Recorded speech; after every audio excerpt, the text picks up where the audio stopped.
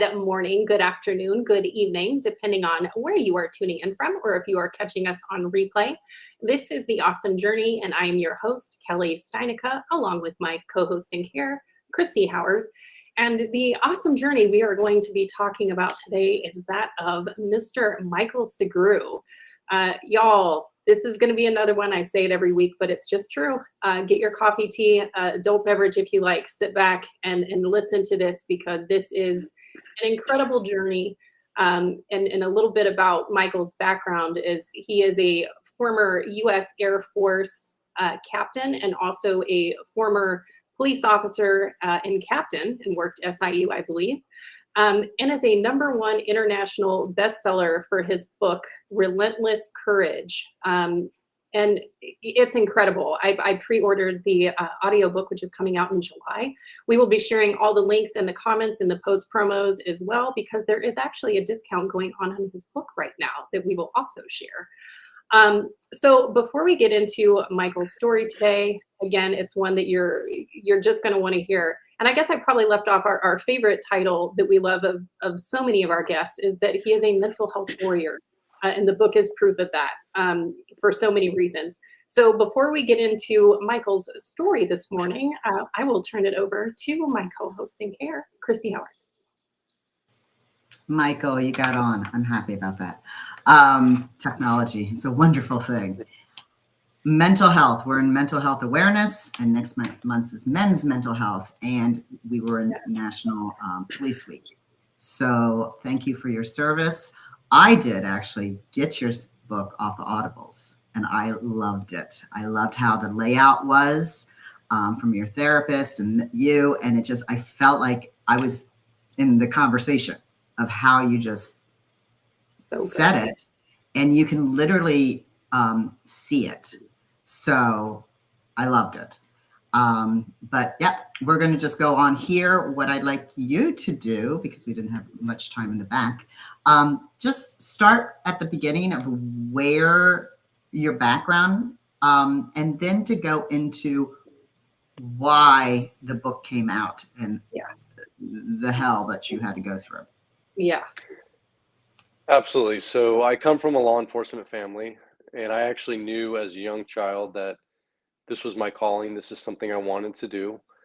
And after high school, I went straight into college and majored in criminal justice, graduated, was commissioned as a second lieutenant in the United States Air Force. I served all over the world, South America, Middle East, Europe, all over the United States, in security forces, which is basically law enforcement, anti-terrorism, air-based ground defense, force protection, a whole bunch of cool things. Got out in 2004, moved back here to the San Francisco Bay Area where I still live, and I joined the Walnut Creek Police Department, where I served a bunch of assignments from patrol officer, field training officer, detective. I was undercover 2 years on a state drug task force, and then promoted to sergeant with about 8 years on with Walnut Creek. And that's really where this story starts, is as a brand new patrol sergeant. I was involved in a very critical incident. It was a fatal officer-involved shooting. And that incident, I call it my tipping point, because I'd been exposed to hundreds and hundreds of traumatic incidents before that.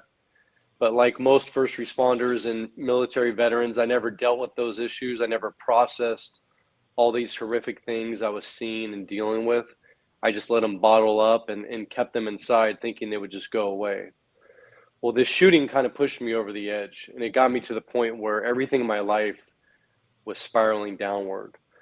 We were sued immediately. I endured a 4-year federal lawsuit, ended up as a defendant actually in San Francisco in federal court in 2016. Lost my marriage, was fighting for custody of my beautiful daughter, started having major health issues. And it got to the point where I didn't want to be here anymore. I literally started putting myself in dangerous situations, trying to get killed in the line of duty. And it was another very tragic incident that actually saved my life. And I talk about that in our book. But that incident pulled me out of this darkness and gave me the strength and courage to ask for help. And that's really where I started my journey from recovery from post-traumatic stress injury, what I like to call it, versus disorder. And now that I'm on the other side of that journey, I'm on a mission to smash the stigma when it comes to talking about mental health. And I'm using my story as an example to show other people that they're not alone, and that all these things that you're dealing with and going through, many other people have gone through the same. And there's endless resources out there to help you. So that's why I'm here Well, today. and bottom line, you are not alone. Kelly and I talked to many first responders and veterans that, you know, you always feel that somebody else needs the help, so I'm not going to ask, or I'll just take care of it myself. Right. Which is and not, I think which is not the healthy way. right. And that's why and I think the other big part, and I'm pretty sure that you also mentioned this, Michael, is part of the stigma within being a first responder is I'm the hero, so I don't need help. Or also about the brotherhood, for lack of a better term, is not wanting to be excluded. And I think that you made the comment about this somewhere, is the fear of being excluded or being the one labeled outside of the ring, if you will, is even worse than the trauma itself. Absolutely. You know, the stigma is really what it comes down to. And I think that unfortunately, a lot of military members, a lot of first responders feel that talking about feelings, emotions, you know, our reactions to these horrific incidents is looked at as being weak. It's looked at as being shameful. There he goes. Oh, hold on. He'll be back. There you go. Are you there? Are we here? I can. Yep, you're here. Somehow you popped off. Oh, weird. Okay. So technology. Basically, because of the stigma, you know, it prevents a lot of people from talking about their feelings and the issues that they're having. And it leads to suicide ultimately, unfortunately. And that's the reality of what we're facing, is that our military members, our first responders, are much more likely to die by their own hands than the hands of another. And one thing that I talk about extensively in my book with Dr. Shauna Springer is something I call administrative betrayal or institutional betrayal. And this is what you just mentioned, that when people seek help finally, you know, they reach that breaking point and they get the strength and courage to ask for help, and then their administration or their agency turns their back on them and leaves them out on an island and doesn't provide the resources that they need. This is really what causes officers, first responders, military members, in my opinion, to commit suicide. Absolutely. And it's, again, the conversations we've had, we've seen them so many times. And I'm just curious. I mean, that's why I believe that you're a international best-selling author, because your story is so raw, but you just put out your feelings. You're not holding back. You're not holding back the BS that you went through, and understanding that you had to get the healing, but you were ostracized because of doing that. And that hurts when you've put this has been your life. And then what? I'm going to let you know how I'm feeling because this hit me hard, which we've heard many stories that just sort of like over and over. Over and over, and it goes back to, as you said, it's sort of a tipping point, that incident.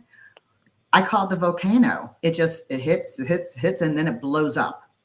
And it might be to somebody else's view, not that big of a deal. But it's not their place to say that because they don't know what's been boiling up. Yeah. And that's what makes everybody's a critic, man. Yeah. It makes me sick because, most of us, and there's that few percentage that, we stand by the police officers, the first responders, our veterans, and we honor you all. However, having that conversation like this to say, hey, understand they're still human and they're doing this job with going in to save somebody that can't stand you. Going in, not knowing what's behind the door. Yes. It like just, that's the biggest part is, I mean, there's so many things, but there's there's the not understanding of, y'all see things that most of us will never see in our life, and you see it on a regular basis. And it's not the big traumatic things that people think of, you know, the 9/11, and granted, those are wildly traumatic, don't get me wrong, but those aren't the day-to-day things. It's the day-to-day when they're going in and you're finding a drowning child, you know, or just a family member who has passed. I mean, those aren't normal things that we seek, and carrying all of those in. And I think one of the most beautiful things that you said too, or important, I should say, is here you work along people who you trust your life with, but you don't share your feelings of what's going on internally. And then the thing I want to add on, and we'll hand it back over to you, is I love the part about how you describe your book, because there are resources, but there is still stigma. And I love that you're speaking, and so many others are now too, to smash the stigma. But that if you are someone who isn't sure who to reach out to, how to reach out, or don't even know if you should reach out, this is a book that you can have in the privacy of your own home and read and see, and it can help you. It can be a launching pad into something else. And I love that you describe it that way. You can have this in the privacy of your own home.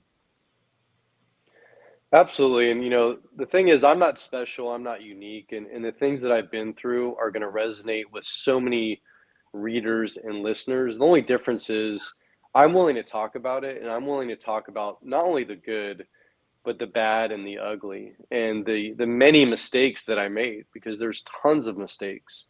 And what I found, and I think why this book is so successful, is because of that reason, that when people read it, they're reading their own story in these Mm-hmm. pages. You Yep. know, like I said, this book is not about just a shooting. It's about other critical incidents. It's about marital problems. It's about, you know, health issues, family problems. I mean, it's administrative problems, like all these different issues and aspects that we deal with throughout our career. And that's what makes this so powerful is, and as far as I know, there is no other book like it where you have not only a gut-wrenching, gripping, true life story, but you have a clinical psychologist, Dr. Shauna Mm-hmm. Springer, who is an expert, you know, among first responders and military members. And she comes in and she breaks everything down. She explains it, she validates, but it does it in a way where you understand, okay, this is why this is triggering me, or this is why I'm getting so upset, or this is why I got so angry when this happened. And she's explaining why that is, to normalize Right. that these feelings and reactions actually are 100% normal. You know, what's Yeah. not normal is bottling all this stuff up inside and not talking about it, not dealing with it, thinking that it's going to go away. Because I'm going to tell you right now, It that may doesn't. work for a short period, Yeah. but eventually something's going to happen, and that's going to be your tipping point. And we never know what that is. It's not always the most serious, obvious incident. A lot of times it has to do with things that are going on with our own personal life, you know, as Mm-hmm. well as our work life. And when we respond to calls that parallel things that we're dealing with in our own private lives, it has much more of a drastic effect on us, as if, you know, we weren't dealing with those types of things. So again, like you said, that's the power of this. People can pick it up, or they can listen to it on Audible in the privacy Yeah. of their home, while they're working out at the gym, in their car. You know, nobody has to know about it. That's the thing, is like, Right. I was so scared to talk to anybody, to ask for help. I didn't want to be labeled with anything.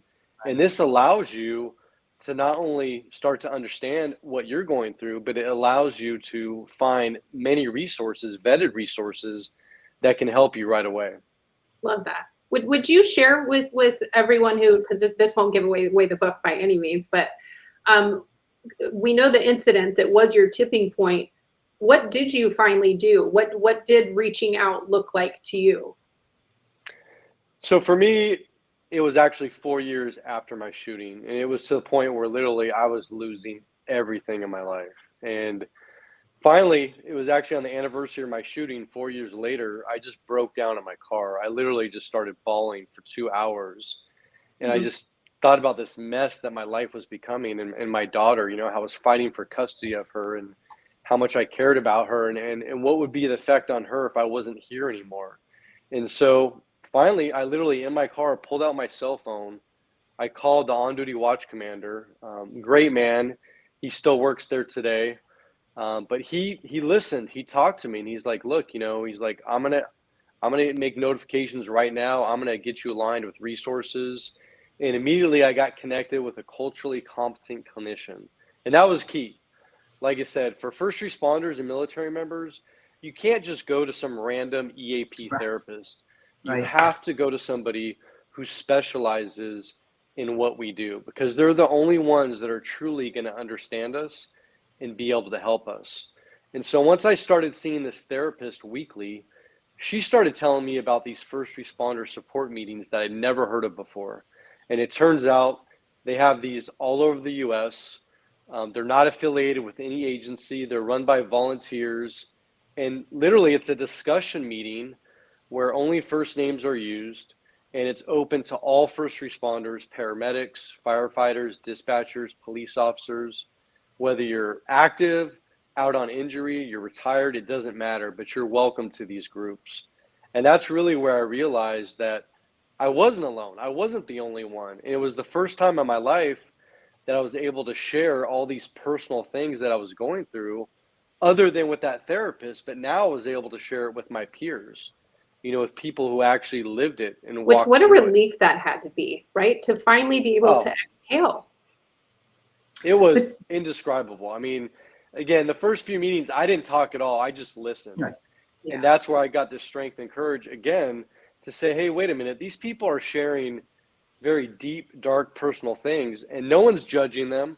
No one's looking down upon them. If anything, people are actually wrapping their arms around them and giving them support and making themselves available 24/7 to say, hey, here's my number. If you need to talk, you need a text, if you need to meet for coffee, don't hesitate. You can reach out 24/7. I mean, literally willing to do everything and anything to help you out. So do police departments know about this? Like when you become, an officer or whatever, do they have a sign where, here, just in case? I mean, you had to go through everything that you had to go through and hear it from a therapist. As you said, you didn't know.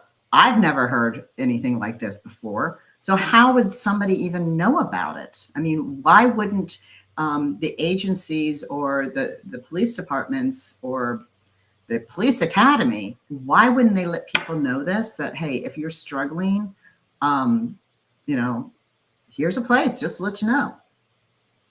I think some agencies do that. And, back when my shooting happened in 2012, my agency was actually very progressive. We had peer support members. We did annual training on mental health. We actually had a department contracted therapist. But the issue is I didn't believe in those things back then. I didn't use those resources. And honestly, to be frank, the people at the time that were on peer support, I didn't look at them as like peers. I looked at them as like people who had really never done the job. They were trying to get promoted. They were, doing this to look good. They weren't actually doing it to help people. And I think, and I hope that agencies have gotten a lot better and put actually the people in those positions who want to help others, who have been through, traumatic, difficult incidents and have made it out the other side. Because people need to see living proof of people who've been there and done it. Not just read about it, not just studied about it, but have actually walked the walk and talked the talk. And so, again, we had resources back then, but nobody used them. I didn't believe in them. And nowadays, I encourage people to seek out those resources. Oftentimes those peer support specialists within your agency, they're going to know about other resources available to you. Whether that's these meetings I'm talking about, it could be confidential hotlines and text lines. It could be recommending a therapist that they've used, that they trust, or that has come recommended from another agency. But, we want vetted, trusted resources from people that have actually used them and they've been helpful. Well, and I know with some undercover agents, because of confidentiality, they won't go to see a therapist because they'll be like, this therapist doesn't even have doesn't have the clearance. So how can I spill my guts? So they keep it to themselves. And I'm sure first responders are the same way, as you said. you haven't gone through what I'm going through, so you're going to make your statements and not really know what I've gone through. And that is tough because we all are human. We all judge. We try not to. However, we're going to make our opinion on, okay. And even with my coaching, I've had to work it where I have to be empathetic, but not make a judgment of saying, well, you've got to do this, you got to do that, because I'm seeing it this way. However, I'm not walking in their shoes. That's right. Just and I think there's, and just for anybody to be able to relate to, I've gone to therapy on and off for decades for a traumatic event that occurred in my life, more than one. And I'll tell you what, I couldn't choose. I went to several therapists before I selected one because I needed to feel, and I think this is common for anyone, regardless of their position. We want to feel like you get me, because there's nothing worse than sitting, or at least for me, and I would sit there and be like, why am I sitting here talking to you? You have no idea what I'm going through. So walls up, screw you, I'm out. I don't want to have anything to do with this. And I think that's next level, though, with first responder and veterans for that, because how do you know, Mr. Corporate person or Mrs. Corporate person, who has no clue what I've been dealing with? So I think that's a common theme. And also as a reminder to people, not every therapist is for everyone. So just because your buddy, your partner, whomever went to this person, it may not be the right one for you, because you do have to find one that fits in order for it to work. I agree with that 100%. And that applies to everything within recovery. There's different things that you have to try, but you have to have an open mind. You have to be willing to try different things to get better. And for me, it was a combination of a whole bunch of different things that eventually got me on the other side of post-traumatic stress injury. But also, to your point, people are people, and no different than if I'm on scene as a police officer and I've got a partner, sometimes whether it's a victim or a suspect that I'm dealing with, they may actually get along better with my partner than they do with me. Mm-hmm. And then so we'll switch our roles so that way they can deal with that person and talk to them, get a better statement. And the same applies for a therapist. You may meet a therapist on day one and know right away, hey, this person's not for me. Okay. Yeah. But my point is, don't give up there. Keep looking, get another recommendation, find another therapist that you like, that you trust, that you can open up to, because that's what matters. I've heard time and time again that people go into an EAP therapist. It's just a random, marriage family therapist. They have no experience with first responders, and they actually walk out worse than they were before they walked in, and they vow to never go back to a therapist. And I'm saying, don't do that. Don't go back to that therapist. That's right. Find another therapist, because there are tons and tons of vetted, culturally competent therapists out there. So important. And how do you feel? And I will say, probably back in your day, and I was married to a police officer many years ago. The stigma, if you were to ever say that there was an issue, you would have been, you'd have been a laughing stock. Your partners and buddies would have given you crap like nobody's business, because it was frowned upon. How do you feel? And of course it's changing. I don't think we're all the way there by any means. I think by having more of these conversations, the more yous that are out there in the world help make a difference. But how do you feel that the stigma still is within the department for people to feel safe about moving forward and asking for help? Unfortunately, and I travel all over the country, but some people have great experiences, some people have horrible experiences. And what it comes down to is the leadership of each individual agency. I've met chiefs and leaders who are very open, they're transparent, they're vulnerable with not only their peers, but their subordinates. And they share, their stories of their struggles and how they overcame them and came out the other side.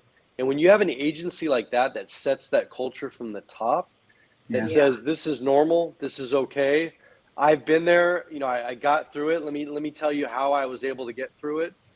In those types of agencies, people are much more likely to ask for help. But I just spoke to an officer last week from a large agency here in the San Francisco Bay Area, And they tried reaching out to several different supervisors asking for help, literally got ignored. And then they got forced to take their own vacation time to go do what they need to do, but they weren't provided any resources. They weren't given paid time off to get better. I mean, it actually sent this officer over the edge to the point where they actually almost committed suicide.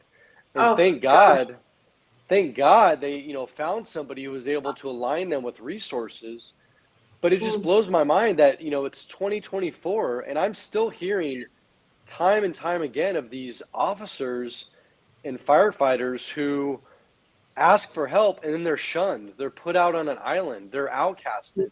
Do you They're think not it's given. do you think it's also political for the higher ups? Like they're all political to begin with, but well, we're not going to do that because our department might not look that strong. I mean, either way, I mean, it's human nature. But do you think that that's why somebody like in San Francisco, and you went through it as well with yours, you were on vacation and just all the crap.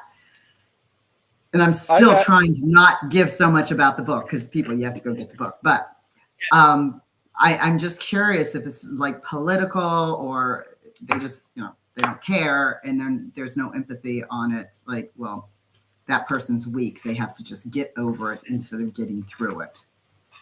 I think there's a few reasons for this. And again, it comes down to each leader, each agency. But I've talked to some chiefs who frankly don't believe in post-traumatic stress. They don't think it's real. They think that people are faking it. And I get it, from a management standpoint, no different than like a back injury, a shoulder injury, a knee injury. Can't see it. There are unfortunately people out there that abuse the system. Right. And, For sure. and it happens as well with post-traumatic stress, unfortunately. But we can't have that blanket approach where we just say, you know what, everybody's faking it. This isn't real. So I'm just going to shut it all down. I'm not going to allow people to get better. I'm not allow people to seek help. That's going to cost lives. I was going to say, what happens when that person who says that they have it goes and commits suicide? Where's that person who's like, oh, you were faking it? And this is the key. So if an officer sees another officer ask for help and they get shunned, they get outcasted, they're not going to ask for help themselves. No one's going to ask for help. But on the flip side of that, if an officer sees somebody ask for help and sees the agency wrap their arms around them, provide them the resources, and then they come back to work healthy, right? They come back to work productive and successful. That's going to encourage people to ask for help because it's going to show them that this isn't a career ender, right? Like my thing is I waited too long. I waited 4 years of suffering in silence. But what I tell people is wait, do it now, because the sooner that you ask for help, the more likely you are to return to duty, to return to the profession that you love, to this calling. This does not have to be a career ender by any means. Yeah. I mean, what do you recommend though? Oh, sorry. Go ahead. The thing is, it's post-traumatic stress injury. And that's why I use that word versus disorder, because disorder has a very negative connotation. And that's what prevents people from asking for help. But injury, it's a proven fact that exposure to trauma or traumatic events, especially a repeated exposure, causes a physical and a chemical change to the human brain. That results in a physical injury to the brain. And no different than when you get a back injury, a shoulder injury, there's things that you can do to help heal that injury or to heal the brain. Now, what I want people to know is that you'll never be the same person that you were before post-traumatic stress injury, but I'll take that a step further and say, well, you're never going to be the same person you were before you started this career. That's right. And I think no it's different really than if I injure my shoulder and I go off, I do injections, I do physical therapy, and then I get surgery, more physical therapy, I come back to work. Well, I can still work, but my shoulder is not going to be the same as it was before that injury. Again, it's the same thing with post-traumatic stress. Yeah, and I think, and I've said this on other times, one of the first therapists I have, and I just love this explanation, and I think it just exemplified what you just said, is you won't be the same person when you get through to the other side. But this first counselor I went through is saying, any kind of trauma, you have to go through a process, a grieving process of sorts. And you have to go through all of them. And once you go through all of them, you come out above.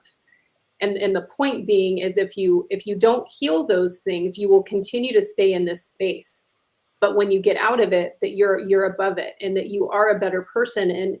And I know for some that always sounds a little, strange. Well, I don't, how am I going to be better? It's because you've got through it. And when you get through it to the other side and you realize that you do, immediately, I'm speaking for myself, I did go, man, I wish I would have done this a lot sooner. Because it feels so much better. And I think the shoulder is a good thing, but the other part of the injury and then coming back after having your treatment, your healing and such, you're able to do your job better because you're in better physical or mental condition. I agree 100%. Crystal makes a good point here. Sorry. Oh.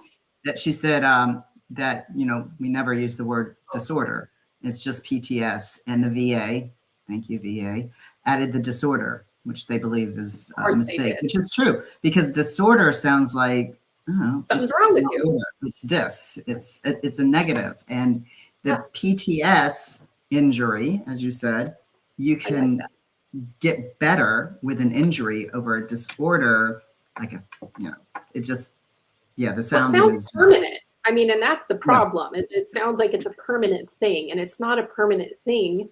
And what I also wanted to go on when you were saying all that, Michael, there's so many great things that you're talking about here is what if an officer or other EMT or it finds themselves in an organization where their leadership is a poor example and isn't very supportive?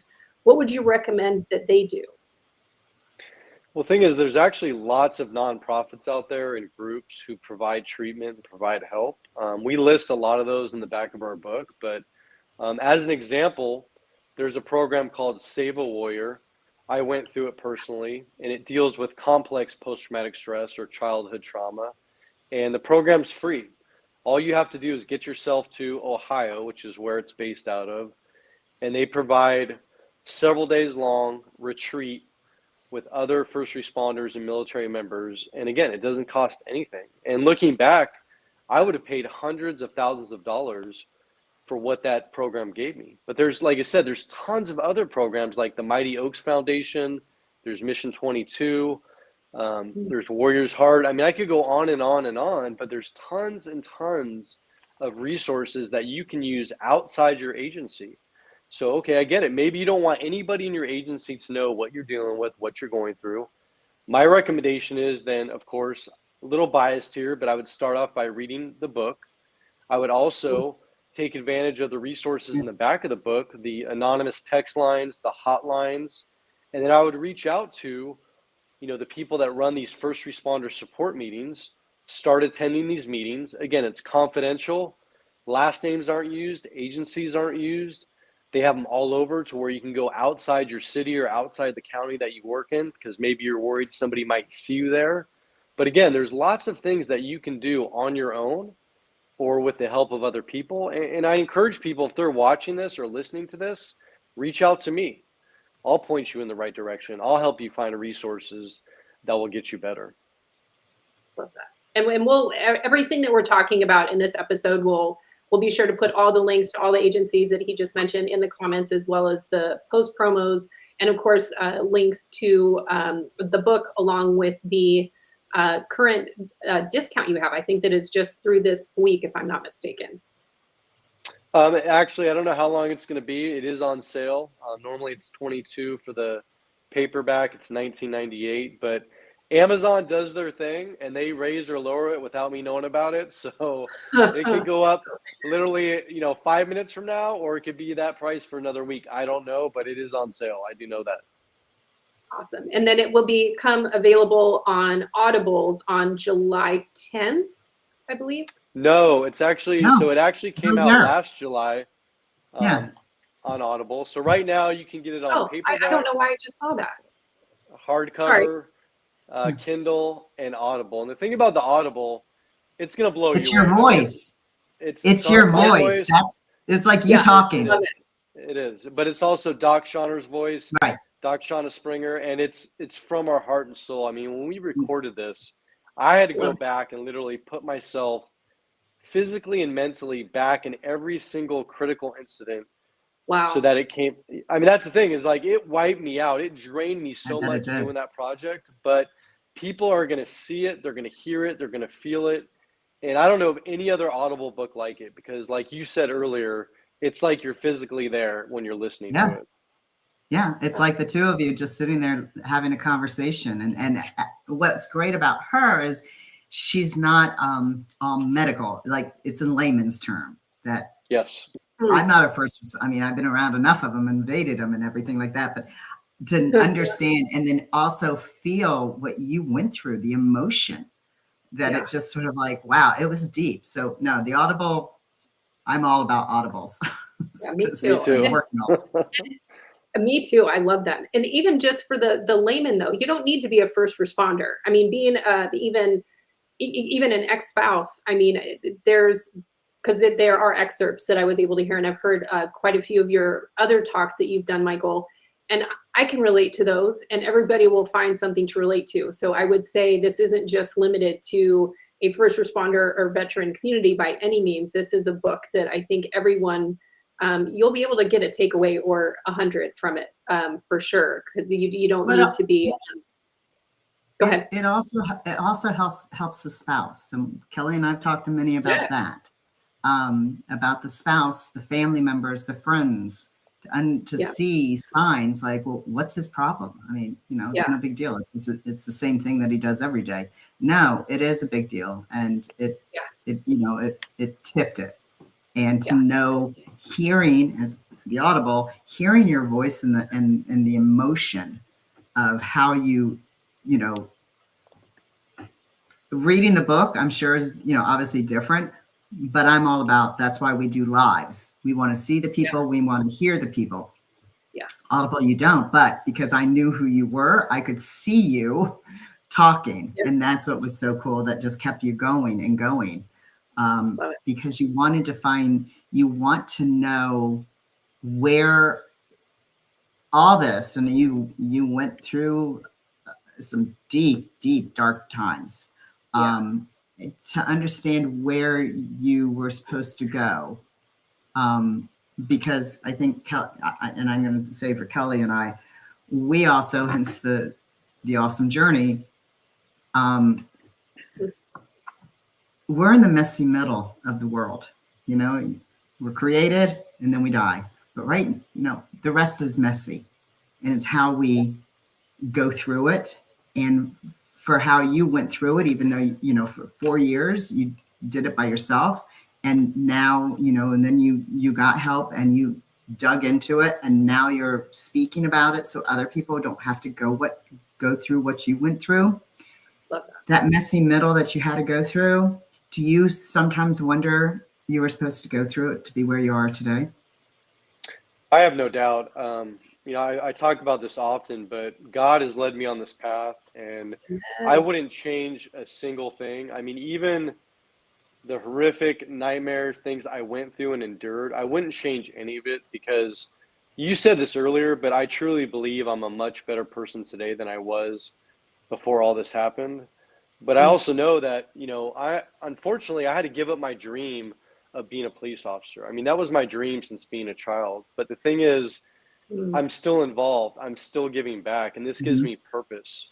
It gives me a reason to get up every single day. It makes me excited. It makes me passionate about making a difference. And I receive messages almost daily. I mean, from around the world, from the UK, from Australia, from Canada, from the US, from not just first responders and military members, but their spouses, sometimes their parents or their children. And to know that this is having such an impact, I mean, it's much bigger than me. Again, it's much bigger than me. And I know it all happened for a reason. And that's why I'm here. Love that. And I just want to reiterate that. I think, and this is something I've said before too, being a spouse, and I had a horrible experience. My ex couldn't turn on, he was on duty 24/7. I have empathy and compassion for certainly for some of his behaviors, and it helped me understand some of his behaviors. And I think it's important for everyone to have an understanding of that, because it is, y'all, it's compartmentalization to, the nth degree, and thinking they're doing their family a favor, but it's having the understanding of what actually goes on. And even for people who aren't affiliated with the first responder or veteran community, just to understand what police officers go through. And in particularly in today's world, and this is one of the things that does really upset Christy and I very much, is everyone's a critic about what police officers do on the daily. Everyone, every single person is a critic. And it's like, y'all, you have no idea. You have no idea. And this is a book that can help give them a peek into actually what it looks like. And I do believe, it was your dream to become a police officer, and I think that's beautiful, and follow in your father's footsteps and such. But I do believe that God put you in a position to live even beyond it, because now what you're doing is helping the community of police officers and first responders and veterans globally. I mean, that's pretty powerful.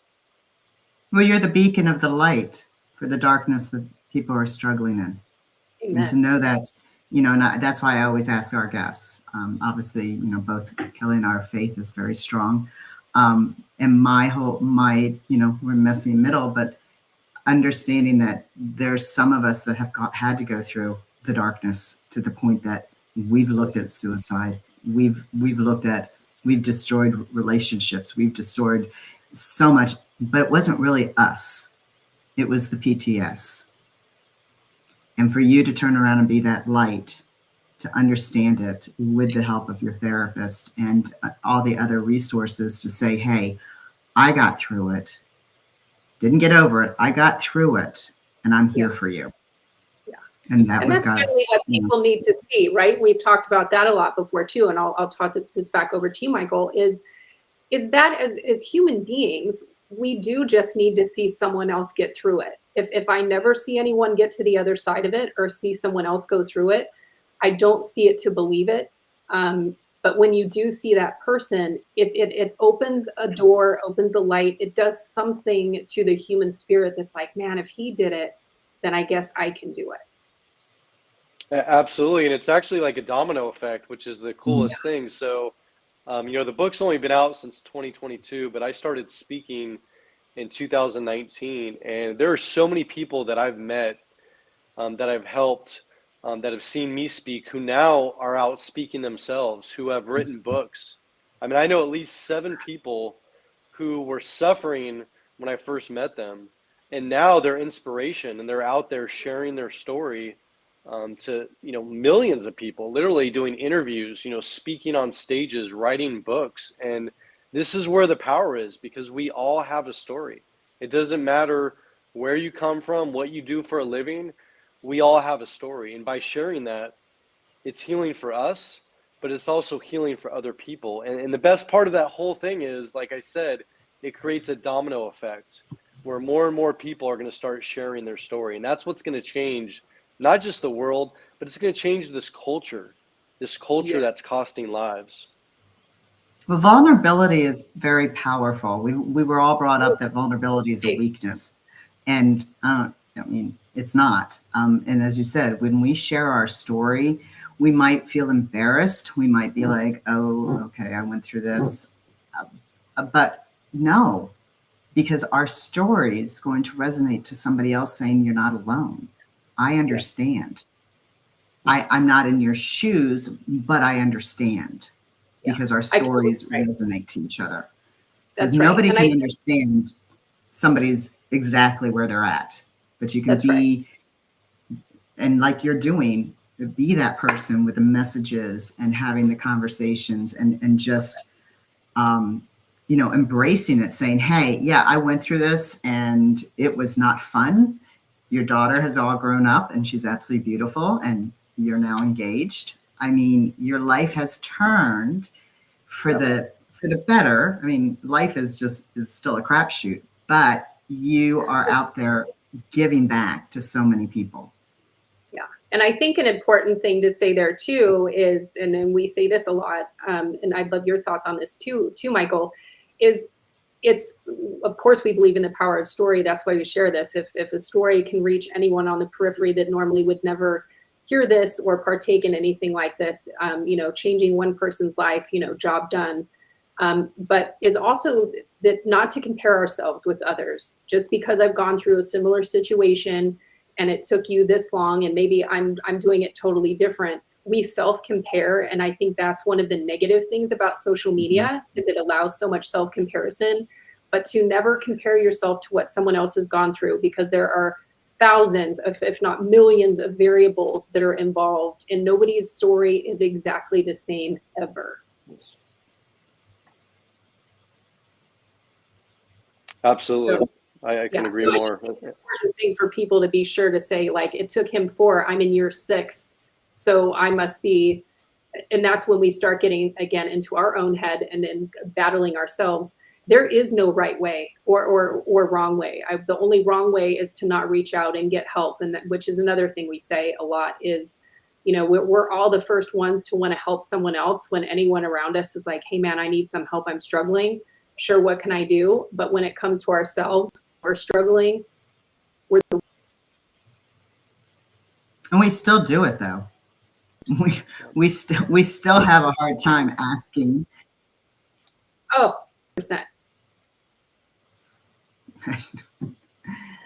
But you have to, these conversations, at least they help me, where it's just sort of like, okay, I got to stop being the strong one and, talk because we're still human. And when we're those people that are always there and helping other people as a police officer, as a veteran, as coaches or whatever, well, we're still human. And when we hit a dark space, it's just sort of like, no, can't really ask anybody because they got their own stuff.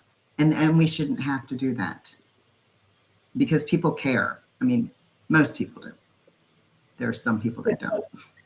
Yes, for the most part. And I know we're coming on the top of the hour. But just, and I'm not saying we've got to wrap right now, but just sort of to start winding down, kind of, Michael, what are your final kind of thoughts for the audience and takeaways? How can people connect with you, reach out to you, and obviously share anything about your book, Audible, etc.? Well, you can follow him on LinkedIn because he's on his limit. That's right. No, I'm on every social media platform out there. So Facebook, Threads, TikTok, Truth, Parler, LinkedIn, you name it, X, I'm on there. Just type in Sergeant Michael Sugrue, Sugrue. I check my messages daily, so please reach out. If you do get a chance to read or listen to Relentless Courage, I would love to hear your thoughts. So please send me a message. And if you don't have the book yet or you want to listen to it, it is on Amazon, paperback, hardcover, Kindle, Audible. It's also available online at Walmart and barnesandnoble.com. But again, this book, I guarantee it, once you start it, you won't be able to stop. I It is can that attest powerful. to that. Yep. It has the power to not only save your relationships, save your career, but it can actually save your life. And that's what I want people to understand is that if you're sitting there struggling, suffering in silence, listening to or watching this interview thinking that, no one's going to understand me, no one's going to get what I'm going through. I get it. I used to think that way, but I was wrong. And I'm so glad I asked for help. Looking back when I did it, I was ashamed and I was embarrassed. It actually took a few years into my recovery till I realized it was the strongest, bravest, most courageous thing I've ever done in my life. And so please, if you're that person struggling, reach out, ask for help. I promise you, you won't regret it. No, I agree.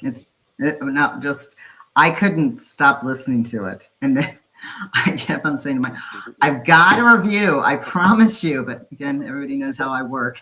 And I was just like, I've got to just do this review because I like reviewing the people that I read. And it just, because I'm just a chick. I'm not a cop. I'm not a veteran, whatever. I'm just a civilian I dig these stories. I always have. I mean, Vince Flynn was my favorite author.